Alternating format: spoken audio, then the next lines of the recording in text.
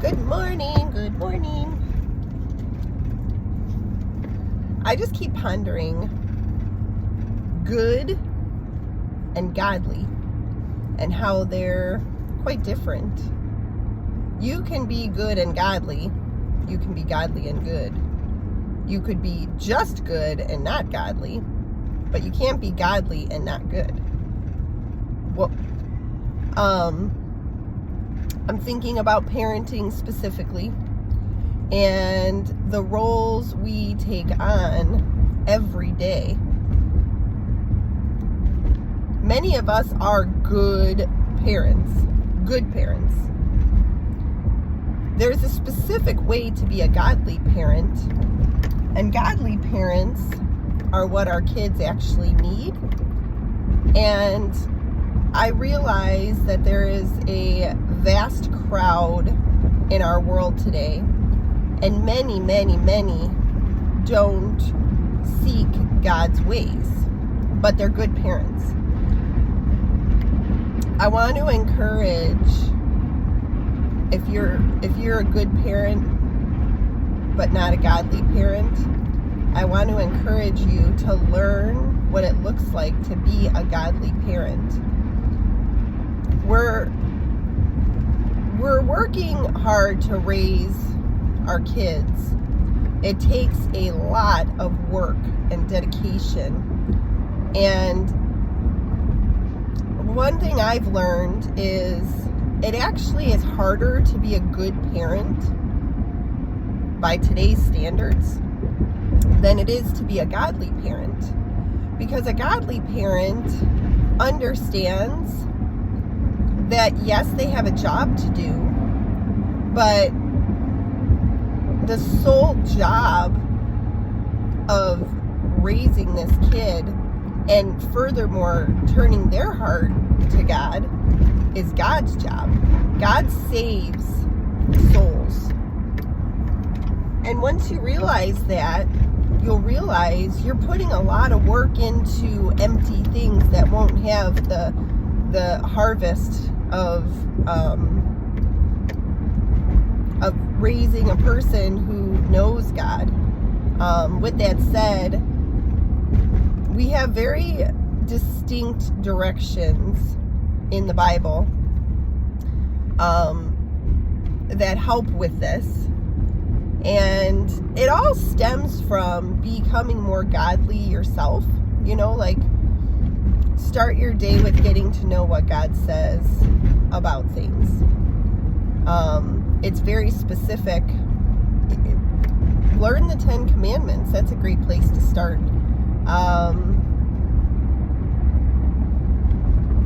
And then you'll start seeing some changes. And like I said, you can be a really good parent. But being a good parent doesn't cut it at the end of the day. And we're doing ourselves and our kids a disservice by not figuring out what it looks like to be a godly parent. And we walked deceived for a long time. I was very ignorant for a very long time. I've always been a good parent. I'm dedicated to my kids. I'm dedicated to raising them well. I'm dedicated to teaching them all about life. But I was not a godly parent for a very long time. And there's always going to be a struggle. So, if you think becoming a godly parent is going to suddenly make your job easier, that's not quite how it works. But what it does do is it assures your spirit that you're living in line with God's ways. And that is a huge weight off your shoulders. It gives you freedom in a way that is unsurpassed, because it's the type of freedom and peace that you might not even understand how it's possible. I've gone through things with my kids since becoming a godly parent, and the turmoil inside is different. I don't know. I think there's a great deception that says prayer isn't enough. truly, there's scripture that says prayer is the only thing that's going to get you through this situation. And then it's a father who pleads for God to help his unbelief. So the prayer isn't the problem. It's the unbelief that we carry in our hearts that it's not going to make a difference. So if you're praying about something and you're worried that God won't provide for that situation, the only time he doesn't provide for a situation is when we're coming at it from selfish motives. You know, I mean, raising kids is not pretty. There are going to be so many times where you're embarrassed by something they do or disappointed in them. And God is different.